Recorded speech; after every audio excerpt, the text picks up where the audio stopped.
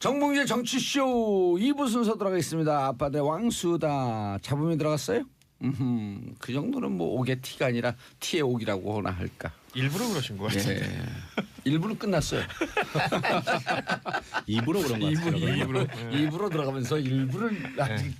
자, 아빠들의 왕수다. 정인설 한국경제신문 기자 자리하셨습니다. 안녕하세요. 정인설입니다. 예, 선수 변호사 자리하셨습니다. 네, 안녕하세요. 예. 아까 막 그 밖에서 선수 자료를 준비하고 계시대요? 네, 항상 손수하고 있습니다. 손수하고 있어요. 네. 선수. 자, 고현준 만평 작가 리포터. 네, 안녕하십니까, 고현준입니다. 예. 아니 4.13 총선 때 같이 했어요 방송을. 네네. 그때 무척 유명한 리포터로 내가 알고 있었고 저런 사람하고 이제 방송 한번 해야 되겠다. 근데 어느 날 여기 보니까 듣보잡이 딱 나타난 거예요. 근데 이분은 누구지 봤더니 제가 그때 존경했던 바로 그 리포터였던 거야. 네, 제가 뭐 항상 말씀드리잖아요. 예. 24시간 365일 90주입니다. 꾸준히. 예. 그때 공항에서 리포터하고 그랬어요. 네네. 그러면서 지금 어디 나가세요? 해 나가세요? 다 이미 짠 사람들한테. 아니요. 처음 본 척하고. 저는 그렇지는 않습니다. 그래요? 네. 예. 아니 그 중에서 예를 들어갖고 그 일하는 사람이면 어떡할 거예요? 뭐 그 정도는 알죠. 그래요? 진짜 안 짜고 하나요? 저는 안 짜고요.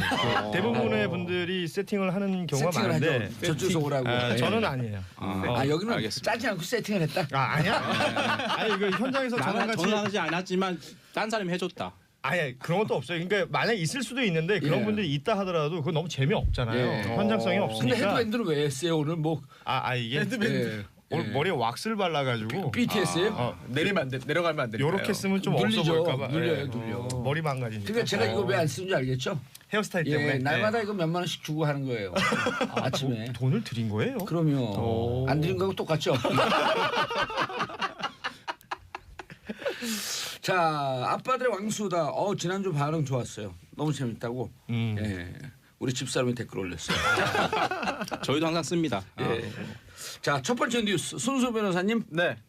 박 전 대통령과 최순실의 대화 녹음 파일이 공개됐다. 그렇습니다. 결정타예요 또. 야, 이게 재판이 막바지 아니겠습니까? 예. 네, 이제 구형을 하고 결심 공판이 진행이 되면 이제 다음 단계는 선고인데요. 굉장히 재판 후반부에 늦은 리얼한. 시기에 예. 공개됐어요. 네. 판사에게 아주 강인한 인상을 줄 수 있는. 이게 원래는 이게 증거 조사거든요. 예. 이게 재판 초반부에 해야 됩니다. 음. 그런데 훨씬 먼저 했어야 되는데 이게 최순실 씨 측에서 문제를 제기해서 이제야 한 거예요. 뭐냐면 이 녹음 파일을 그 검찰이 입수하는 과정에 불법이 있다, 문제가 있다라고 문제 계속해가지고 이제 그 문제 제기를 해서 이제서야 열린 건데 예. 이게 일각에서는 이거 검찰이 최순실 씨 망신 주려고 하는 거 아니냐, 비장의 무기를 이제 공개한 거 아니냐라고 하고 보통 있는데 항상 그 국민들의 분노 지수를 네. 막판에 끌어올려야 되니까 그런 거 근데 아닌가요? 이게 전략으로 전 생각하는데 아닌가요? 결과적으로는 그렇게 된 것 같아요. 결과적으로 원래는 그 순서대로 해야 돼요. 네, 그렇습니다. 결과적으로 그렇게 됐는데 최순실 씨 측에서는 오히려 이게 이렇게 되고 말았네라고 생각할 것 같은데요. 내용들을 살펴보기 전에 이게 그러면 모든 재판에서 녹음 자료 있으면 다 재생을 하나? 틀어보나? 궁금하실 분들 계실 텐데 그렇지는 않습니다. 이게 원칙은 이게 증거조사의 그런 내용들이 형사소송 규칙에 있는데 증거를 쭉 이제 이렇게 네. 검찰 측에서 증거를 항목을 쭉 내면 네. 그 변호사 측에서 부동의하게 되면 그 증거를 채택을 네. 못 하잖아요. 그렇죠. 그다음에 조사하게 되는데 역시 그 살아있는 경험에 의해서 그럼요. 네. 생생하네 아직까지. 예. 네, 생생한 증거를 겁니다. 내면 다 받아들이는 줄 알아요 사람들이. 그렇습니다. 네. 이 녹음 파일은요. 녹음 자료의 증거 조사는 재생해서 청취하는 방법으로 한다라고 규정이 되어 있어요. 그래서 원래는 다 들어보는 건데 보통 이제 그렇게 하지 않고 녹취록으로 다 풀어서. 네, 녹취록으로 예. 검사가 서면으로 이제 글자를 절정해서 써서. 내는 걸로 그냥 끝내는 경우가 많습니다. 하지만 워낙에 중대한 사건이고 또 그리고 이 녹음 자료의 입수 과정에서 문제를 제기하니까 결국은 다 이제 방청석에서 들을 수 있을 정도로 청취를 한 거죠. 아하. 중요한 게 또 내용 아니겠습니까? 예. 내용 들어보셨습니까? 못 들어봤어요. 어제 뭐 TV를 통해서 나왔었죠. 사실 글로 보는 것보다 진짜 이게 녹음 리얼하죠. 내용이 정말 이런 일이 있었나 싶을 좀 정도로 필이 살아있더만요. 그렇습니다. 좀 이거 끝나고 한번 들어봐야겠는데. 누가 봐도 이거는 누가 봐도 최순실 씨가 회의의 주재자예요. 그래서 대장이지, 실제로 대장. 해외 아니 이럴 때면 우리 PD님은 이런 걸 딱 준비하고 쫙 한번 중간에 틀어주면 좋을 텐데. PD가 바빠요, 근데. 고현준 만평 작가님께서 제가 볼 때는 성대모사를 한번 해주시죠. 무슨 성대모사예요? 여기 성대모사 뭐예요? 성대모사 못해요? 아 정호성 여기 연대 나왔어요. 연대 전혀 그런데 안 나왔어요, 저는. 네. 이게 내용이 예. 박근혜 전 대통령이 죄송합니다. 최순실 전 대통령이라고 할 뻔했어요. 마음속으로 그렇게 생각하고 계시군요. 오, 네. 섹시해. 네, 박근혜 전 대통령이 해외 순방을 나가는데 예. 그 전에 그냥 나가면 이거 좀 밋밋하다. 그러니 이제 수석보좌관 회의를 열고 거기서 이야기를 하고 나가라라고 하는 내용으로 최순실 씨가 코치를 하죠. 오. 그래서 실제로 전화로 셋이 있는데 전화로 네. 실제로 회의가 열립니다. 3자 전화가 이루어졌어요? 3자 통화도 있죠. 네, 3자 통화가 있나? 예. 아니 재미 어쨌든, 대화가 있죠, 대화가. 대화죠, 네. 대화죠. 뭐 예, 통화가 아니라. 예. 네. 그리고 경제 부흥이라는 단어를 쓰면 좋겠다라고 하니까 좋다. 박근혜 전 대통령이 경제 부흥 이렇게 하니까 그렇게 하자라고 해서 그게 정말로 박근혜 전 대통령의 발언에 들어갑니다. 웃긴 게 이게 4대 국정 기조 중에 하나였죠. 그렇습니다. 경제부. 그러니까 저녁에 있는 삶 그거 조창대 손학규 뭐 이런 얘기가 있어요. 오, 그 그러니까- 맞아요. 그거는 기사로 봤어요. 거기다 뒤에다 대고 그러면 어떻게 하냐면 경제 부흥을 너무 좋겠다 그랬더니 경제 부흥이 너무 좋다는 거예요. 누가? 최순실이. 오. 그건 너무 좋아. 그게 바로 그냥 정해져 버린 거 아니에요. 그리고 또 정호성 전 비서관이 옆에서 계속해서 그러면 제가 체크하겠습니다. 그러면 제가 어떻게 하겠습니다. 뭔가 지시사항을 받고 그걸 정리하는 듯한 느낌이 계속 들거든요. 오. 그러니까 박근혜 전 대통령은 계속해서 좋다 그러고. 오. 이거 가만 생각해 보면 저희끼리 얘기할 때 우리 봉도사께서 최순실 역할이고 네. 저희는 뭐 백날 떠들어봤자 한마디 하시면 그거 좋다 그러면 그냥 그렇게 해야 되잖아요. 거기까지면 박근혜 전 대통령인가요, 예. 그럼? 아니 난 안 할래 그거. 아니 그리고 이제 우리가 다 사람이 정리해갖고- 맡은 역할별 대로 가면 되는데. 다 정리해갖고 나가면 PD가 하지 마요. 그럼 네. 실제로 정우성 전 비서관이 최순실 씨와 통화하면서요. 톤을 어떤 식으로 이렇게 합니다. 톤을 어떤 예, 식으로? 그게 결국 박근혜 전 대통령이 어떤 톤으로 이야기를 하는 게 좋습니까? 라는 것까지 질문을 하는 거고요. 이야. 구체적인 것까지 이제 방침을 듣고 그에 따라 가지고 박근혜 전 대통령이 이야기를 했다는 건데 굉장히 큰 충격일 수밖에 없죠. 예. 그리고 또 최순실 씨가 정치에도 상당 부분 관여라기보다는 정치에 관련된 그런 그 의견도 피력을 하는데요. 당시 야당이 예산안 처리 협조하지 않는 상황을 비판합니다. 그리고 결국은 대통령도 그에 따라서 이제 비판 메시지를 내는 것이고요. 여기에 대해서 참 그 내용은 직접 들어보시면 참 경악할 만한 부분이 있고 또 한 가지 말씀드리고 싶은 게 이게 최순실 씨의 변호인이 이경재 변호사잖아요. 예. 어제 또 이런 말을 했습니다. 법정에서. 아니 이거는 최 씨의 정치적 식견을 받아들여 가지고 조언을 구한 거에 불과하다라고 예. 말을 했고요. 또 이게 최순실 씨의 아이디어에 따라서 국정기소를 정했다는 거는 이거는 대통령을 압도적으로 당선시킨 유권자들을 모독하는 것에 가깝다라는 말을 했는데 그리고 또 녹음을 듣고 나서요. 같이 듣고 나서 아니 이게 목소리만 듣고 누가 말한 건지 어떻게 하냐? 라고 이의를 제기했지만 재판장은 누가 들어도 그냥 알겠는데. 듣자라고 해서 들었습니다. 이게 이경재 변호사 입장에서도 물론 변호사가 변호 활동할 때는 최선을 다해서 하는 것이고 나중에 객관적으로 볼 때는 너무 무리한 거 아니냐, 말도 안 된다라는 비판받아도 해야 될 때가 있습니다만 아니, 변호사들 그럼 변론할 네. 때 민망하지 않아요? 민망하죠. 네. 민망합니다. 네. 그럴 하지만 것 뭐 같아요. 민망하더라도 일단은 일은 하는 의뢰인. 건데 변호사의 의뢰인의- 임무잖아요. 책무잖아요. 게다가 형사재판 같은 경우에는 최순실 씨 의뢰인이 바로 옆에 있잖아요. 오. 더 민망하지만 더 열심히 해야 됩니다. 그거 자체를 비난할 수는 없지만 결국 수임료를 주는 사람은 이쪽이니까. 그러니까요. 네. 하지만 그에 대해서 민망한 일을 했다라고 비판하고 비난할 자유와 자격은 청취자분들에게 있죠. 아니 박근혜 전 대통령 변호인들은 다 사임했잖아요. 그래서 뭐 국선 변호인으로 뭐 선정됐다고 정, 하는데 뭐 그래도 이경재 변호사는 처음부터 끝까지 함께하잖아요. 저는 뭐가 됐든 어찌 됐든 간에 그냥 변호사로서는 열심히 하는구나. 그런 자신의 생각이 역할을 들어요. 한다. 자신의 직업 활동을 한다. 최순실 씨도 이런 말을 했습니다. 검찰이 내가 국정농단 했다는 전제에서 계속 이야기하고 있다. 말이 안 되고 대통령도 박근혜 전 대통령도 자기 국정 철학이 있다. 검찰이 대한민국을 너무 우습게 보는 것 같다라고 말했는데 어제 그 녹음 듣고 나서 바로 하기에는 너무 좀 이것도 민망할 것 같습니다. 아니 저는 그 녹음 파일 중에 뭐 이런 부분이 있더라고요. 최순실 씨가 뭐 그거를 해서 딱 해가지고 그거를 막 어렵게 거의 거시기 수준을 계속 말하는데 정호성 전 비서관은 다 알아듣더라고요. 아니 박근혜 대통령도 말을 그렇게 하잖아요. 비슷하게 했죠. 그러니까 예. 두 사람 좀 닮아갔나 봐요. 근데 정호성 비서관은 그걸 알아듣더라는. 여기서 이제 두 가지 내용이 대단하죠. 딱 그 떠오르는 게 박지만 씨가 그런 얘기를 했잖아요. 뭐요? 마치 최태민 씨와 최순실을 만나면 누나가 최면에 걸린 것 같다. 최면에 걸린 것 같다. 정상적인 판단을 못한다. 그런데 또 이 샤머니즘 이런 데 빠져 있는 사람들은 그런 얘기를 한단 말이에요. 한 번 최면에 걸리면 그 사람을 보기만 해도 최면에 걸린다. 그 잔상 같은 게 있을 테니까. 예, 얼마 전에 영화 겟아웃 보셨잖아요. 게다웃 겟아웃 보셨나요? 좀 봤습니다. 예, 거기 보게 되면 그 자기를 최면에 빠뜨렸고 뇌를 바꾸는 그 여자 딸의 엄마 그 여자 눈을 안 보려고 노력을 하잖아요. 그렇죠. 커피 잔 소리를 안 들으려고 그러고 그것만 듣는 순간 딱 최면에 그쪽으로 빠지니까. 빠져드니까. 예, 그리고 외국의 언론에서 그랬잖아요. 샤머니즘 스캔들 한국이.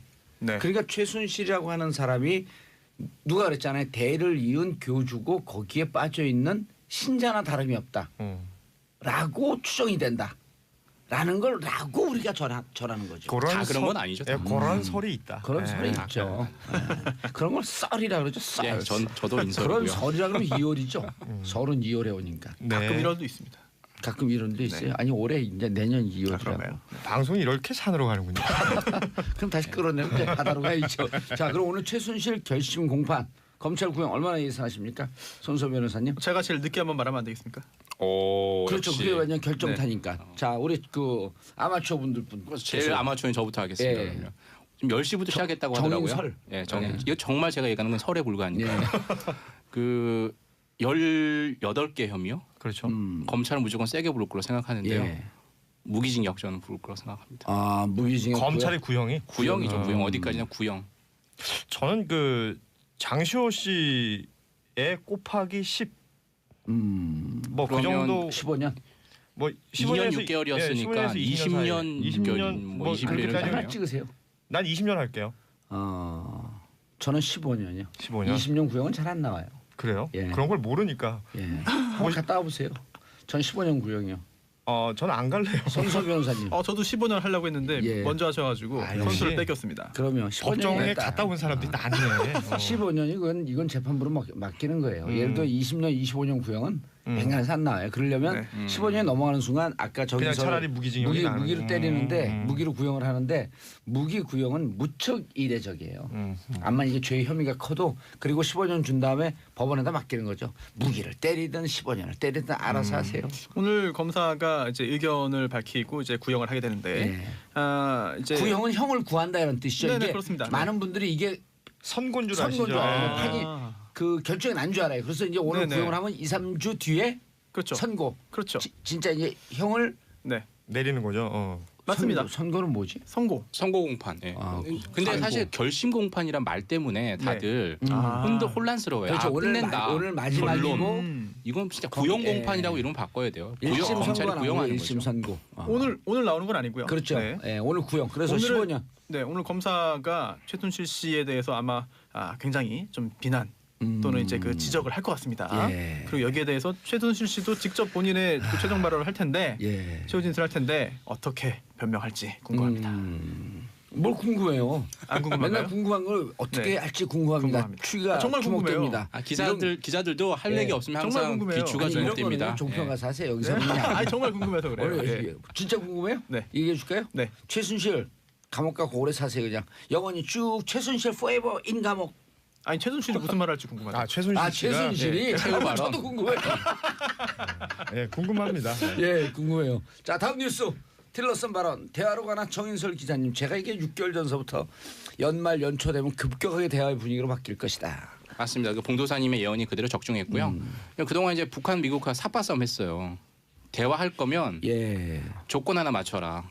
미국이 얘기한 거는 북한 니들 현 상태에서 핵 동결하고 도발 중단해라. 그러면 대화할게라고 했고 북한은 아니다. 그럼 우리 핵 보유국으로 인정해주면 우리 같이 대화하자라고 했는데 이런 전제 조건이 있었는데 렉스 틸러슨 미 국무장관이 without precondition 아무 전제 조건 없이 without precondition. 대화하자라고 어제 얘기를 했습니다. 그래서 이 대화 분위기가 무르익는 거 아니야라고 생각. 실제 이제 여기 동남아에서 조셉 윤하고 북한 인사하고 만나거든요. 거기서 그리고 얼마 전 유엔 사무차장이 갔잖아요. 그렇죠. 거기서 대화 조건을 조율한 거 아니냐 이런 관측도 나왔는데 오늘 아침에 좀 김 빠진 얘기가 나왔어요. 그렇죠. 북에서 미 백악관 대변인이 현 상태에서 북한하고 대화할 때가 아니다라고 못을 박았거든요. 이거 뭔가 투트랙으로 가는 거 아니에요? 투트랙이에요. 맞습니다. 네. 그러니까 이게 두 가지 시각이 있어요. 첫째는 조율된 미국의 자기 역할을 하는 거다. 그러니까 어디까지나 백악관이나 국방부는 군사적 옵션, 압박, 제재 얘기하고요. 국무부는 대화 얘기하고 관여 얘기를 한다는 거죠. 예. 그래서 북한의 상황에 따라 뭘 강조할 것이냐 중요한데 이전에도 틸러슨이 대화할 수 있는 두세 개의 채널이 있다. 가동하고 있다. 이렇게 서너 개 가동이 있다. 이렇게 얘기했었는데 그때 또 바로 트럼프 대통령이 꼬마 락앤맨과는 대화하는 거는 시간 낭비다라고 그냥 뭉겼거든요. 트위터로. 근데 아직까지 트럼프 대통령이 트윗을 하지 않고 있어요. 이 부분에 대해서는. 왜냐? 이유는 어제 미 공화당의 텃밭인 알라바마주에서 완전히 참패를 했거든요. 참패했죠. 그리고 공식적으로 트럼프가 지지 선언을 했잖아요. 맞습니다. 그렇죠. 지지 선언 했지만 그 전엔 지금 와서는 이제 난 그 사람 모아본가 아니고 다른 상대편을 내가 지지했다 이렇게 좀 얘기를 하고 있죠. 질줄 알았다. 네, 내가 지지한 후보가 아니 경선에서 이어서 내 책임이 아니다 이렇게 얘기를 하고 있는데 그러니까 지금 아우 얍삽해. 이 아니 이런 대구 거랑 똑같아요. 그 김태호 그 구속영장 청구한 검사가 구속영장 기각되니까 사실은 나는 구속영장 기각을 청구했다 그런 거 똑같은 거예요. 그러니까 지금 현재 트럼프 대통령은 오직 내년에 중간 선거 거기에만 네. 가 있어요. 근데 대북 한반도 가지고 지금 될 듯 안 돼. 이게 약간 중요한 위치에서 약간씩 떨어져 가고 있다 이런 느낌이 좀 드는 거죠. 뭐 이스라엘 예루살렘 발언도 있었고 그렇죠. 그리고 지금 현재 상원이 51대 49라고 하더라고요. 맞습니다. 공화당이 51이고 51, 민주당이 49. 거의 네. 턱 밑까지 치고 올라왔거든요. 이런 게 상당히 압박, 위협으로 다가오고 있는 거죠. 그래서 북미 대화가 될 것이냐. 저는 아직은 또 계속 밀당을 할 것 같다. 당분간. 저는 그렇게 그런데 생각합니다. 이제 그 트럼프 입장에서는 예를 들어 얼마 전에 괌이 사정권이다 그러니까 괌 주민들이 막 피켓 시위를 하고 그랬잖아요. 네. 우리 미국에서 독립하자고. 그러니까 주민들은 둘 간의 정치적 역학관계 어찌 됐든지 간에 미국이 사정권으로 들어오는 ICBM을 개발했다라고 하는 게 일상에서 불안한 거거든요. 그러니까 왜 이렇게 넌 불안한 정치에 트럼프 이런 비판하지? 아니 미국 사람들 입장에서 일단 김정은은 전 적성 국가고 상대가 안 되는 거예요. 거기 비판해봐 소용이 없어. 그런데 이걸 자꾸 이런 상황으로 갖고 가는 트럼프가 불편한 거예요. 그러니까 정치를 못 한다고 생각하는 거죠. 못 한다고 생각하는 거죠. 예? 우리 이거 방송 듣고 있는데 재미없어 자꾸만 다른 청취자가 틀면 방송 못 하는 거 아니에요? 그럼 PD가 나가면서 내일 그만 오세요. 빠이빠이. 야 그럼 저는 땡큐 그러고 가죠. 오늘 흥이 많이 오르셨는데. 그러니까요. 예. 예. 아니 아까 제가 왜 그랬냐 일부에서 네. 이 영장 전담 판사 내년 2월인데 인사가 빨라졌고 1월 말쯤 할 거거든요. 그래서 계속 빠이빠이 하는 거예요. 네. 그러니까 2달 남았다. 2달 안 남았어요. 2월 10월 다 간 거예요 이제. 검찰 내부에서 전담 판사 바뀐 다음 수사한다는 얘기가 파다해요. 그러면 이게 뭐예요? 사실 그럼 코미디 아닌가요? 영장 전담 판사 인사에 따라서 검찰 수사 일정이 바뀌고 이러면 그러니까 이건 법원 정신 차려야죠. 법원 그런 개혁의 건가요? 한 사례예요. 영장 전담 판사를 정말 영장 전담 위원회나 이런 걸 만들었고 하든지 어쨌든 그래서 대화는 지금 계속 진행이 하려고 그냥 미국에서 첫 얘기를 했어요. 맞아요, 맞습니다. 물밑 조건 대화 없이, 조건 없이라는 얘기를 처음 한 거 사실 미 고위 인사가 한 거는 처음이죠. 사실. 그는 지난번에 틸러슨이 대화한다라고 하는 얘기를 했다가 트럼프하고 IQ 지능지수 싸움까지 갔었잖아요. 맞습니다. 그래서 지금은 또 이제 틸러슨이 그 사임 위기에 있거든요. 그러니까 이제 트럼프 대통령 입장에 대화파니까 예. 틸러슨 같은 경우는 마음에 안 드는 거죠. 강경파로 바꿔야 되는 거 아니야. 그래서 뭐 폼페이오 CIA 국장이 차기 국무장관이다. 니키 헬리 유엔 주재 미국 대사가 차기 국무장관 후보다. 뭐 이런 얘기가 나오거든요. 근데 전문가들은 우리나라 같으면 그럼 당장 그 해임을 시켰을 텐데 왜 해임을 안 시키지? 이러고 문제 제기하는 또 전문가들도 있어요. 이거는 짜고 치는 고스톱이다. 한쪽은 강경, 한쪽은 대화하면서 상황에 따라서 상황을 뭘 강조하냐고 따르면서, 하는 거죠. 예. 예. 정말 그렇게 이견이 있고 뭔가 메시지가 혼선이 생기고 정책적으로도 혼란이 생긴다면은 예. 미국이 그냥 두겠습니까? 자체적으로 정리를 하겠죠. 또 그런데 트럼프가 네. 한생질 하잖아. You fire. 하면 끝이죠. 이게 전공 아니에요. 네. 그렇기 때문에 이게 애초부터 이렇게 투트랙으로 가기로 계획을 하고 한 건지 아니면은 하다 보니까 이렇게 되는데 이것도 괜찮네?라고 해서 계속 활용을 하든지 둘 중에 하나가 아닐까 생각합니다. 그럼요. 늘 양수겸정을 치시네. 추위가 주목돼 정말 궁금하죠. 원래 정치는 그거 아니에요? 트럼프의 마음이 궁금합니다. 예, 아니 그런데 정말 트럼프가 보기에 틀렸으니 자기와 다른 입장을 얘기하고 있다라고 하게 되면 벌써 해고시켰죠. 그렇죠. 예. 그런데 왜 자꾸 우리 끝날 때가 됐어요 벌써? 시간 잘 가네요.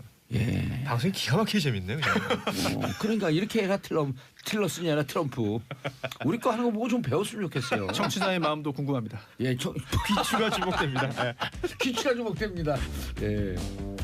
15년 얘기했어요?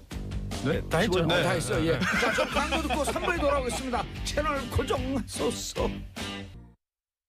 정봉재 정치쇼 3부 순서 들어가겠습니다. 아빠들의 왕수다. 정인설 한국경제신문 기자, 손소 변호사, 고현준 만평작가 함께하고 계십니다. 자, 안내 말씀입니다. 오늘 11시 기준으로 거제, 창원, 울산, 부산 지역에 건조경보가 발효되었습니다. 여기는 또 지난번 또 지진까지 난 지역이었었는데요. 저의 지역구이기도 합니다. 여기. 어디 지역이에요? 저 창원입니다. 지역구라 그래서 현역 네. 의원인 줄 알았어요. 출마 준비하십니다. 예. 지역 주재 기자도 갈 수 있는 거죠. 그렇죠. 자, 건조 경보가 발효되었고요. 화기 취급할 때 각별히 주의하시고요. 산에서는 성냥이나 담배 같은 영양성 물질을 소지하지 마시기 바라겠습니다. 산불 발견하면 즉시 119 신고고요. 그리고 이럴 때 정말 조심해 주셔야 되는 게 혹시라도 화재가 나게 되면 지금 가뜩이나 초우도 안 좋은 소방관 이런 분들 이 날씨 추운데 물하고 싸워요. 다 얼어버려요 몸이. 그렇죠. 그래서 화재 나지 않게 조심하고 또 우리 주위에서 이렇게 고생하시는 공무원들 그리고 공무원 인상 반대했던 자유한국당 의원들 좀 반성 좀 하시고요. 진짜 깨알 같네요. 자, 빠지질 박교님, 않아요. 빠지질 않아요. 아빠들 왕수다 너무 재밌고 유익해요. 아니 이게 정치적 입장을 떠나갖고 이번에 9,450명인가요? 9천 그 중앙직 공무원. 네. 이분들 다 현장직 공무원이에요. 네. 교사, 그다음에 경찰관, 소방. 소방, 9,475명이었던 것 같습니다. 택배요. 택배명. 9,400 한 50명에서 75명. 50에서 500 줄다리기 하다가 75명. 중간으로 하자. 9,475. 9,475명. 9,475명. 전국적으로 24,475명. 정 예. 지방직 그다음에 다 보직 포함해서. 다 포함해서. 그분들 다 현장직이에요. 예. 그래서 새롭게 공무원 되시는 분들도 또 국민을 위해서 열심히 활동해 주시고요. 자, 다음 이슈. 어제 정부가 전월세 난민 정책을 위한 정책, 뭐 이렇게 얘기해서는 임대 활성화 대책이라고 했죠. 예. 전세 월세 사시는 분들의 두 가지 항상 두려움이 있잖아요. 떠나야 한다라는 거, 다른 데로 이사 가야 한다는 그렇죠. 거, 그리고 이사 가기 싫으면 보증금을 올려주거나 올려야 월세를 된다. 올려줘야 되거나 이 두 가지 어려움이 있는데 그래서 이걸 좀 막아주기 위해서 원래 전월세 상한제 이거 자체가 이제 전월세 금을 좀 못 올리도록 하는 거거든요. 그리고 예. 또 계약갱신 청구권, 계약 기간을 연장할 수 있는 네. 이 두 가지가 나오지 않겠냐라고 했는데 정부는 어제 이걸 직접적으로 하지 않고 간접적으로 했어요. 집주인들이 그러니까 임대 사업자 맞죠. 집주인들이 임대 사업자들이 이런 형태로 가게 하자라고 해서 등록 임대 사업자, 임대 사업자로 등록을 하면 혜택을 줄 테니까 요 의무를 지켜라 하는 거예요. 그러니까 연간 5% 이상 못 올리게 하고 예. 전월세 보증금 같은 경우에 그다음에 4년, 8년 이렇게 유지를 하게 했거든요. 그러니까 4년 지금은 계약 기간이 보통 2년이잖아요. 예. 그러니까 4년은 이사 안 가게 해주고 8년을 하면 더 많은 혜택을 주니까 8년간 세입자들은 또 이사 가지 않게 해주는 그런 효과를 하려고 하는데 현재 지금 임대사업자로 등록한 비율이 12%, 13% 정도밖에 안 되거든요. 그 정도밖에 전체 안 돼요? 임대사업자 중에. 그러니까 이 사업자를 등록을 하게 하는데 여러 가지 당근을 줬습니다. 근데 이 당근으로 과연 등록을 하지 않은 임대사업자들이 등록을 할까? 이 부분에 대해서는 지금 전문가들마다 의견이 좀 엇갈리는 거죠. 기존의 집주인들이 임대 사업자 등록을 안 하는 이유는 뭐예요? 세금 때문이죠. 세금이죠. 또 건강보험료가 확 오를 수가 있습니다. 보험료도 세금 따라 같이 연동해서 오르는 거니까. 그런 것 때문에. 예. 근데 그리고 세금을 그냥 뺏기는 돈이라고 생각을 해요. 세금은 다 다시 나한테 돌아오거든요. 낸 세금들이. 근데 이제 주로 그 집주인들이 그 임대사업자 등록하게 되면 이제 임대사업자는 세금이 좀 높더라고요. 그렇죠. 예. 세금도 높고 결국 자기 소득이 노출되니까 그런 걸 좀 그 두려움이 제일 꺼려하는 크죠. 거죠. 예. 예. 그리고 이제 소득세도 요것만 해서 내는 게 아니라 보통 종합소득세를 내거든요. 그러니까 임대소득과 그렇죠. 포함해서 다른 소득까지 합해서 세 누진이 되니까 맞습니다. 그러니까 이른바 과표라고 하죠. 이 네, 과표가 네. 올라가니까 이게 두려운 거죠. 사실 그래서 많이 이렇게 등록을 하면 그만큼 세금을 깎아줄게. 아하. 아까 손 변호사 말씀한 것처럼 건보료를 깎아줄게라고 이번에 제시를 했어요. 연간 임대소득이 2천만 원이 초과한 사람들 원래 지금 부과를 했고요. 그렇죠. 2천만 원 이하인 사람은 원래 내년까지만 일몰 해서 이제 2018년까지 그 세금을 안 걷고 그 이유는 원래 세금을 걷겠다라고 했어요. 근데 그걸 연장을 해준 연장을 해준 거죠. 그래서 등록을 해라라고 하면 이제 많은 혜택을 줍니다. 그래서 뭐 한 1,303 연간 임대소득이 1,330만 원까지는 등록을 하면 거의 뭐 건보료나 세금이 오르는 거 없이 그런 혜택이 있으니까 등록을 하면 다만 아까 이게 등록하면 전월세 상한제 준하는 연 5%만큼밖에 안 올리고 최소 4년 아니면 8년 정도의 그 계약 기간은 유지해라. 동시에 이래서 전월세 어떤 난민들을 위해서 좀 보호를 해주는 대책이 같이 병행이 된 거죠. 반응은 어때요? 크게 사람마다 엇갈리는데 제가 보기엔 예. 그거 같아요. 이번에 같은 경우에 이제 이런 세금 혜택, 세금이라는 게 재산세, 소득세, 양도세거든요. 제일 네. 큰 게 양도세입니다. 근데 양도세 같은 경우 혜택을 주는 그 기준이 6억 원 이하, 지금도 6억 원 이하여야 돼요. 근데 이걸 계속 유지를 했어요. 근데 이제 강남권에 이제 집이 있는 사람들은 6억 원 공시지가 기준이긴 하지만 실거래가는 8억 원 이상이겠죠. 예. 그 이상인 주택들이 많으니까 그 대부분이 그다음에 그렇죠. 해당 사항이 예. 없는 거죠. 그러니까 뭐 강남 3구라고 하는 뭐 강남구, 서초구, 송파구 있는 사람들을 볼 때는 등록할 메리트가 없네 이렇게 생각할 수 있는 거죠. 그 외에 사실은 거기가 해야 되는데. 이제 그 외 다른 주택 같은 경우에는 특히나 그 노년에 은퇴를 하고 임대소득으로 좀 용돈을 벌고 있는 분들은 등록할 만한 충분한 메리트가 있는 것 같아요. 왜냐하면 건보료 폭탄이 제일 무섭거든요. 하긴 다달이 나가는 돈이 피부 무서운 양자 거니까. 내지는 예. 지역가입자로 지금 돼 있는데 이 임대소득이 이제 2천만 원, 1,330만 원에서 2천만 원 사이에 걸리면 자칫 잘못하면 건보료 폭탄을 맞게 되거든요. 그래서 임대사업 등록을 하게 될 텐데 이제 주로 이제 지역별로 온도차가 나는 것 같고 특히나 이제 항상 집값 불안의 진원지가 항상 강남 3구잖아요. 그렇죠.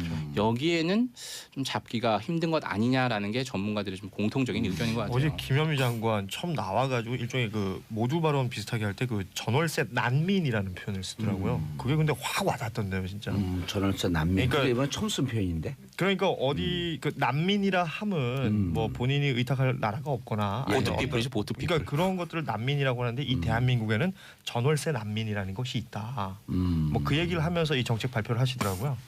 그 난민이 있는 나라가 좋은 나라는 아니잖아요. 그렇죠. 네, 그래서 저는 그게 확 와닿더라고요. 그동안 실제로 2012년부터 16년까지 소득이 한 8% 정도 올랐다라고요. 국민 전체적 평균 소득이. 근데 그 전세 가격은 얼마나 올랐냐면요. 52% 올랐답니다. 그리고 그러니까 집값 다들 집 살려고 매매값은 그러는 거야. 22%. 아, 그러니까 소득을 훨씬 뛰어넘은 수준의 전세값이 오르니까 미친 전세라고 하는 거고요. 이런 부분에 대해서는 대책이 필요해서 이렇게 그러니까 나온 거죠. 의식주니까 준대 이게. 예. 이게 전세가 집값보다 훨씬 많이 올랐다, 2배 이상 올랐다라고 그렇죠. 한다면은 사실 집을 사려는 수요보다 일단 전세 수요가 더 많다는 얘긴데요. 단순하게 그렇죠. 보자면 예. 그게 결국은 그럼 집값이 오르지 않을 거다라고 생각을 해서 그런 건가요? 대부분 그게 연동이 돼 있는 것 같아요. 우리나라에만 있는 제도가 전세라는 제도잖아요. 옛날에 이제 고금리 시대 때문에 있는데 전세 끼고 사잖아요, 집을. 대부분. 네. 그래서 갭 그리고 투자도 하고. 전세 사는 사람들이 상대적으로 그 싼 주거 비용이라고 생각을 하는 거예요. 왜냐하면 다달이 돈이 안 들어가기 때문에. 그리고 전세는 있다가 집은 사갖고 잘못 사갖고 그 집값이 떨어지게 되면 손해를 보는데 전세는 돌려받는 전세는 돈이니까. 돌려받잖아요. 그리고 다달이 내는 게 없으니까. 그런데 이제 금리 이런 게 싸고 그러니까 집 그 전세 끼고 이제 집을 사고 그랬던 사람들은 금리가 올라가니까 어떻게 되냐면 이제 조금씩 돈을 갚으면서 그 반전세 월세를 또 받는 거죠. 월세로 확 못 돌리죠. 돈을 돌려줘야 되니까 그렇죠. 그냥 반전세로 돌리고 그럼 사는 사람들은 반전세로 그러니까 전세 물량이 전체적으로 줄어드는 거예요. 저금리 시대는 어쩔 수 없이 그렇게 예, 되죠. 줄어드니까 전세로 찾아 떠나니까 전세 원하는 사람들 많고 물량 상대적으로 점점 줄어들고. 역시 수요와 공급. 예. 네. 그러니까 전세값이 뜨는 거죠. 그 전세에 들어가는 돈은 결국 내가 다시 돌려받을 돈이니까. 그냥 손소 변호사님 자가 소유인 게 금방 티나잖아요. 저도 뭐 전세 월세 다 해봤습니다. 네. 예, 그러면 자 세입자 입장에서 2년마다 오른 집세, 전월세 상한제는 왜 빨리 안 되나 이제 이런 심정도 있잖아요. 그러니까 다 그렇죠. 세입자 예. 심정에서 박수를 치는 정책 아니에요? 지금 10명 중 4명 이상이 지금 전월세를 살고 있다라고 예. 나오는데요. 그 전월세 상한제를 직접 못하는 거는 약간 이제 시장에 인위적으로 개입하는 게 있어서 일단 2020년까지는 이렇게 간접적인 방식으로 해보고 그때 가서도 전월세 가격이 안정이 안 되면 말씀하신 대로 전월세 상한제, 강력하게. 계약갱신 청구제 네. 이걸 직접적으로 해보는 거죠. 이번 가장 이제 핵심은 이번에 집을 2채 이상 가지신 분들이 임대 소득자들이 집을 어떻게 처리할 거냐 이 대책을 보고 과연 임대사업주로 등록을 할 거냐 아니면 집을 4월부터 이제 양도세가 중과세 되잖아요. 그 다주택자들 같은 경우에는 처분을 할 거냐 아니면 자녀에게 증여를 할 거냐 아니면 버티기를 할 거냐 끝까지 이 4가지 사지선다 중에 하나를 고를 거예요. 첫 번째가 뭐라고요? 저는 이렇게 등쳐서 잡아라 딱 외울 수 있어요. 등쳐서 잡아라. 네. 등쳐서 잡아라. 학교 애들 잡아라. 공부 잘하는 애들은 꼭 저런 걸 해요. 등록 애들이 그런 애들 공부 잘하는 애들. 1번이 정부에서 원하는 예. 임대사업주로 등록. 그다음 처분, 2번 처분. 자녀에게 증여, 자녀에게 증여, 잡어. 음. 등쳐 잡아라. 등쳐 잡어. 자녀에게 증여, 버는 버티기. 등쳐 잡어. 요 넷 중에 하나인데 등쳐 잡어 이러는 게 더 힘들다. 아 이거 직접 만든 조어예요 등쳐서. 만들어 봤어요. 아, 만들죠. 야. 그러니까 정부가 원하는 순서대로. 대학은 어디 나왔어요? 야. 대학은 저요? 예. 그냥 서울에 있는 대학 인서울. 인서울. 인서울. 정인서를 정시에 들어. 그러니까 인서울을 그렇네요. 정시에 네. 들어갔다. 아니 저 재수했습니다. 아니야 정시. 재수해서 정시에 들어갔네. 정시 그러니까 정인설 딱 맞네. 그러네요. 정문으로. 이름대로 살았네요. 예. 그러니까 이게 정부가 원하는 순서예요. 예. 1번 순서가? 예. 등록해라. 예. 아니면 처분해라. 아니면 그다음 3, 4번은 원하지 않는 방향이에요. 예. 자녀에게 증여하는 것도 그거 좋아요. 왜 그러냐면 세금 많이 내거든요. 많이 냅니다. 예. 근데 이제 한 40% 내죠? 예. 근데 증여세 많이 그 공제가 되잖아요. 공제가 되긴 하죠. 양도세에 비해서. 그 거기에 기간별로 또 공제가 꼼수들이 있습니다. 생기네. 꼼수들이 생겨요. 그래서 항소 안 하고 근데- 증여를 하는 거잖아요. 근데 아니 증여세가 공제가 돼요? 장기- 모든 세금에다 공제 부분이 음. 있죠. 네. 그럼요. 자 김영란님 2년 허덕이면 돈을 모아도 전세금도 못 올려주는 게 올려주는 게 현실입니다. 이분 말씀이 뭐냐면 2억짜리 전세 살았는데 한 5천만 원이나 1억 정도 확 올려버리거든요. 아까 근데 또- 50% 올랐다잖아요. 그러니까 55%. 그러면 전세금 못 올려줘갖고 또 싼 전세로 또 이사 가야 돼. 그러니까 2년 내내 돈을 모으고 아껴 살아도 예. 그 전세금 올린 그 폭을 못 쫓아가는 쫓아가는 거예요. 거예요. 그래서 정부가 이제 지난달 말에 주거복지 로드맵이라고 해서 5년간 앞으로 5년간 100만 채 임대주택을 건설하겠다라고 얘기를 했죠. 근데 이게 공급이 딱제 늘릴게요. 얘기인데 제 갑자기 전세금을 6천만 원 올려달라 그래가지고 제가 6천만 원이요? 그래갖고 저는 약 오르고 화나서 빚내서 집을 산 거거든요. 그러니까 이런 분들이 많아요. 그러니까 차라리 계속 그러니까 매년 이렇게 오를 거면 어차피 집 산다. 뭐 언젠가 살 거 지금 예. 빚이라도 내서 그리고 그 당시에는 이제 빚을 내기가 조금 용이했었기 그렇죠. 때문에 예. 그렇게 산 사람들이 많은데 금리가 오른대. 아우 미치겠네. 오늘 미국이 기준금리를 올렸죠. 아니 내년 3번 더 올린대요. 아, 나 진짜 1번이요? 예. 저희가 세 번. 저 같은 사람들이 많을 겁니다. 예. 네. 앞으로 333이에요. 그래갖고 집값은 올랐어요 조금. 약간 오른 것 같긴 해요. 자 김정님, 김주용님 전 15년 전 받던 월급을 아직도 받고 있습니다. 아 이런 얘기 들으면 웃으면서 할 수 있는 내용이 아니에요. 이거 어떻게 그리고 특히 이게 수도권에 몰려 있고 지방은 또 공실이 엄청나요. 미분양 물량도 많죠. 미분양 물량도 많고. 네. 맞아요. 그러니까 이게 대통령이 지금 그 개헌하는데 지방 정부 차원에서 그러니까 그 지방 분권 시대를 열겠다는 거 아니에요? 그렇죠. 그래갖고 지방에 좋은 일자리 있고 살기 좋고 그러게 되면 지방 아파트 싸잖아요. 근데 왜 안 사냐면 일자리가 없으니까. 일자리 없고 또 그 교육 문제 때문에 교육 또 문제 때문에. 많이들 그 딸막거리시는데 결국 딸막거리는 거. 아니 이거 내려갈까 말까를 생각하시는 분들이 많은데요. 그게 딸막거리는 거예요? 처음 들었습니다. 딸막. 어디 사투리예요? 아니 이거 제 말이에요. 등쳐 잡자 같은 거야. 신조어를 잡아. 아. 딸막. 아니 근데 저는 그렇게 생각해요. 그러니까 삶의 질이라는 것을 좀 따져 보면 그 삶의 질을 높일 수 있는 일자리나 교육 환경이 지방에도 만들어지면 지역에도 충분히 내려가지 않을까요? 좋아요. 그리고 이게 여기에서 자 좋은 대학 나와도 뭐 취업한데 인센티브 있다 이런 걸 없애는 사회가 돼야 돼. 그래서 블라인드 채용으로 넘어갑니다. 아주 그냥 진행이 유려하네요. 정말 너무 물 흐르듯이. 예.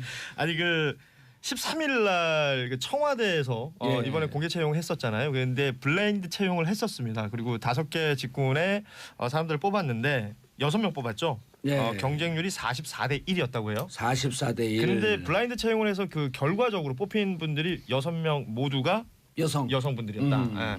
그래서 이 블라인드 채용 얘기가 대학은 어떤가요? 그 블라인드니까 저는 모르죠. 아니 결과는 끝에 결과 나왔죠. 결과 뭐 어떻게 나왔어요? 연세대 2명, 예. 뭐 각 대학 1명씩 아, 그래요? 이렇게 나왔었죠. 다 인서울이에요? 아닙니다. 지방 대학도 꽤 있었고요. 제가 기억은 못 하는데 아, 이 직군이 연세대가 뭐- 2명이어서 제가 기억합니다. 아, 그렇군요. 통번역군이 있죠. 연세대였던 것 같아요. 아, 그게 왜 그러냐면 정인설 기자가 연세대 나왔다는 뜻이에요. 그러면은. 아닌데요? 아무튼 뭐 제가 이제 체크 못한 거고요. 일자리 통계, 통번역, 문화해설 그리고 동영상, 포토 에디터 이렇게 5군의 그 직무군에 6명이 네. 뽑혔는데 말씀하신 것처럼 학교 분포나 이런 것들은 좀 골고루 있었던 것 같고요. 예. 이 블라인드 채용 얘기가 나온 게 결국은 그 공공기관들의 채용 비리가 문제가 되면서 공공기관들 그 블라인드 채용하자라는 얘기가 있었고 이 부분에 대해서 진행이 된 거죠. 예. 그 대학 입시도 블라인드 입시하자라고 하는 얘기도 많이 나오잖아요. 뭐 얘기들은 지금 계속 나오고 있는 거죠. 이게 전수조사를 했었지 않습니까? 예. 그 전수조사했을 때 이게 너무 좀 심할 정도다. 공공기관의 채용 비리가 2,234건. 그중에 이제 44건이 수사 의뢰가 돼 있는 거고요. 그러니까 이게 전수조사를 했는데 이렇다는 거 이게 중간 결과 발표란 말이에요. 그러면 계속해서 조사를 해보자면 5년간 조사했더니 2,000건이 넘는다. 예. 그러면 제대로 따져보면 또 얼마나 더 있겠느냐. 그렇다면 적어도 앞으로는 예. 이런 공공부문 혹은 뭐 민간도 마찬가지지만 예. 채용 비리는 없어져야 되지 않겠느냐라는 자성책인데 문제는요. 이 블라인드 채용을 하면서 상대적으로 역차별을 받고 있다라고 주장하는 그 기존에 흔히 말하는 이제 고스펙자들, 고스펙자들은 우리가 역차별 받는 거 아니냐. 그리고 심지어 지난 그 학창 시절부터 그 좋은 스펙을 쌓기 위해서 내가 해왔던 노력들이나 뭐 내가 들였던 공이나 시간들이 오히려 반대로 그 감점의 요소가 되는 거 아니냐. 예. 뭐 이런 그 주장들을 하는 부분들이 생기는 거죠. 어쨌든 뭐 블라인드를 하든 아니면 과거에 있었던 어떤 형태의 그 채용을 하든 이 모집 전형이라는 것에 있어서 공정성이 확보가 되지 않으면 예. 이 얘기는 뭐 어떻게 해서든 왜냐하면 각자 입장은 또 다 따로 있는 거기 때문에 예. 어떻게 해서 나올 것 같은데 이제 공정성이 확보가 돼야겠다 이런 생각을 해봅니다. 출신 대학을 보면요. 연세대 출신 2명, 숙명여대, 덕성여대, 서울예대, 안산에 있는 거죠. 네. 경일대 출신 각각 1명씩이었다. 그 채용을 담당했던 비서관이 뭐라 그랬냐면 자기가 기획재정부에 있었을 때 통상 임기제 공무원을 뽑으면 이것도 이번도 5년짜리 그렇죠. 임기제예요. 임기제 공무원이죠. 최대 5년이죠. 예, 임기제 공무원을 뽑으면 서울대, 고대, 연세대 출신이 90% 이상, 남성이 90% 이상이었다면서 애초에 블라인드 채용을 했다면 정말 실력 있는 사람들이 골고루 채용해 자기 역할을 할 수 있지 않았었겠나 하는 자괴감이 든다. 자괴감이 드는 게 아니라 이런 후회가 든다. 후회가 된다. 후회가 든다. 그리고 내가 이러려고 이명박근혜 정권 공무원을 했나 하는 자괴감이 든다라고 하는 건 제가 붙인 말입니다. 이게 이번에 6명 모두 여성이었잖아요. 예, 다 여성이었어요? 예. 6명이어서 여성이군요. 여풍이 센데. 6명에서 여성이래요. 예, 그렇군요. 예. 여전히 6명입니다. 네. 제가 그 회사에서 또 변호사들을 여성명이에요? 네. 공개 채용을 해보면은 예. 정말 같은 조건에서 뭐 시험을 보든 아니면 뭘 하든 예. 여성들이 더 뛰어난 결과를 얻어요. 손 변호사님이나 저나 큰일 났어요. 네. 아니, 저는 그래도 저희나 손 변호사님 그래도 시대를 잘 태어나서 그럭저럭 취직도 했는데 그나마. 아들 아빠들이잖아요. 그렇죠. 둘 다. 아들만 둘 이상. 정말 힘들 것 같아요. 아니요, 우리 회사는 직원이 5명이거든요. 네. 100% 여성이에요. 블라인드 채용해서 아니요. 3분은 이제 그 식당에서 네. 조리하시는 분이니까 네, 여성이고요. 네. 그것도 성차별적이에요, 사실. 아니요. 남성일 수도 있는 거죠. 최근 남성들도 왔다가 못 버티고 다 나가요. 왜냐하면 무거운 건 다 남성들 들라 그러니까 다 나가고. 그 여성 2명은 이제 격리 파트인데 꼼꼼하게 일을 하잖아요. 네. 근데 남성 2명 있었는데 다 나가더라고. 예. 그래서 제가 왜냐면 사장이 우리 집사람 여성이니까 약간 성차별이 있는 것 같아요. 아니 이게 채용하다 보면은 왜 여성이 뽑힐까 예. 생각한 결과 이게 뭐 제가 남성이라서 여성을 우대에서 뽑는 건 아닌 것 같고 결국은 객관적인 그런 그 숫자로 표현된 거를 보면은 여성들이 뛰어나요. 그런데 이번에 블라인드로 했는데도 불구하고 여성이 다 차지했다라는 걸 볼 때는 그거 정말 여성이 더 우월한 건가 하는 생각이 들기도 하고 아니면은 남성 여성이 몇 명인지를 아예 따질 필요가 없어야 되는 것도 맞는 것 같아요. 그렇죠. 따질 필요가 없어요. 그리고 저는 이제 듣는 게 제 경험에 따라서 일반화된 얘기는 아닌데 저희는 이렇게 면접을 보다가 우린 블라인드 채용 뭐 이런 거 안 하는데 면접을 보다가 전공이 이제 행정직 일반직인데 예체능, 미술, 음악, 체육 전공한 사람들이 무조건 뽑아요. 왜냐하면 일을 멀티로 시켜야 되는데 이 예체능 한 분들이 멀티에 능해요. 그리고 아주 센서티브하고 그러니까 그 예민해갖고 일을 잘하더라고. 고용주의 성향과 맞으면 굉장히 또 두각을 나타낼 수 있죠. 정말. 그렇죠. 그러니까 이게 어차피 대학에서 배운 거는 직장 나가고 또 새롭게 시작하는 거거든요. 그럼요.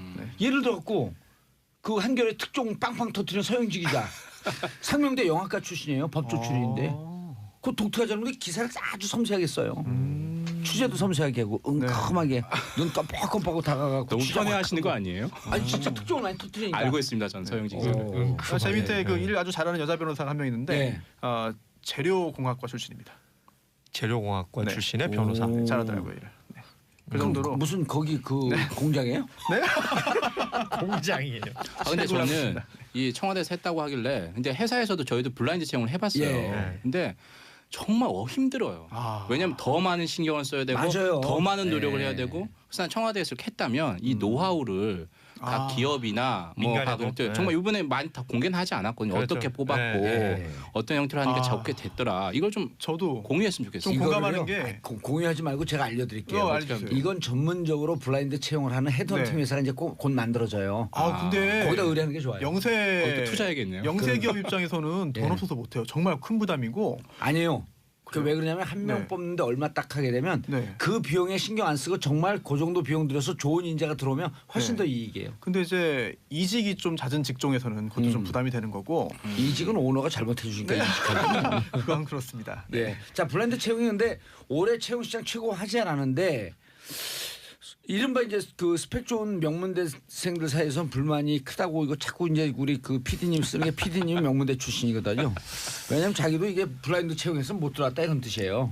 명문대 스펙 때문에 들어온 건데 그건 아니고. 근데 이분들이 실질적으로 명문대 가기 위해서 가족들 자신들 무척 고생했거든요. 그렇죠.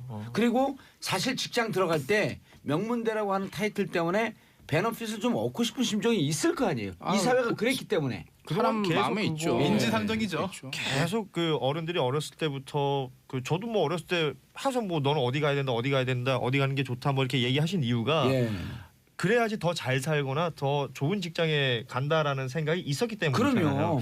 그럼요. 그렇게 해서 쌓아왔던 본인들의 어떤 노력이나 공이나 이런 것들이 오히려 이 블라인드 채용에 있어서 소위 말해서 이제 역차별. 본인들이 생각하기에는 그럴 수도 있다. 있죠, 그렇죠. 근데 이제 인서울대학 있는 사람들 다 그런 심정일 거예요. 뭐 인서울도 인서울이면 우리 흔히 말하는 스카이라든지, 뭐 그 누가 봐도 좋은 스펙이라고 생각할 수 있는 분들. 뭐 예를 들면 이번 청와대 예를 들어봐도 그 지금 사진으로 유명한 학교가 있어요. 그곳에 출신인 분이 이번에 채용이 된 거거든요. 그러면 그것도 결국은 그쪽 스펙을 본 거 아니냐라는 지적들도 있다는 거죠.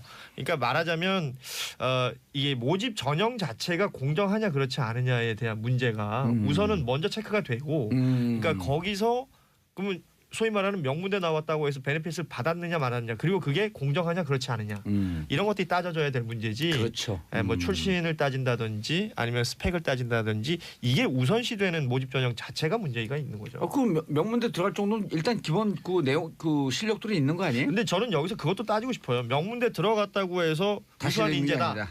뭐 이렇게 또 딱 못 박아 버리는 것도 굉장히 좀 문제가 될 수 있지 않을까. 알겠습니다. 자. 내일 오후 2시 공개 방송입니다. 정말 많은 분들이 신청해 주셨고요. 당첨된 분들에게 개별 연락 드렸습니다. 1시 30분부터 입장은 선착순입니다. 빨리 들어오셔야 좋은 자리고요. 늦게 오시면 바닥에 앉습니다. 내일 만나요. 자, 세 분 인사하시고요. 감사합니다. 저는 4부 전 작가의 시선으로 돌아오겠습니다.